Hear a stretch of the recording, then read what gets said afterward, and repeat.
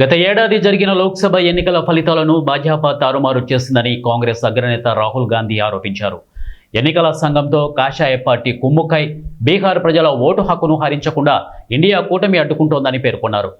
ఒకరోజు విరామం తర్వాత బీహార్లో ఓటర్ అధికార యాత్ర గురువారం తిరిగి ప్రారంభమైంది. అందులో భాగంగా ముంగేర్లో భారీ వర్షంలో నిర్వహించిన సభలో ఓట్ల చోరీని రాజ్యాంగంపై దాడిగా రాహుల్ అభివర్ణించారు.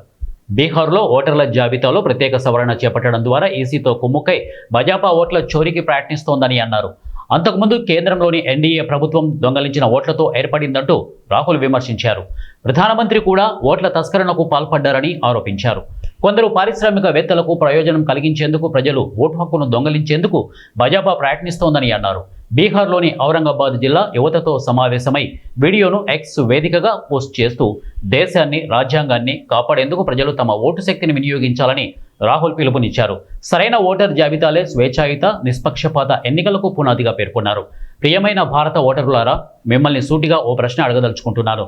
ఓటును దొంగలించి ఏర్పడిన ప్రభుత్వానికి ప్రజలకు సేవ చేయాలనే ఉద్దేశం ఉంటుందా, ఉండదా? వారికి మీ ఓట్లతో పని లేదు కాబట్టి మీ సమస్యలను వారు పట్టించుకోరు.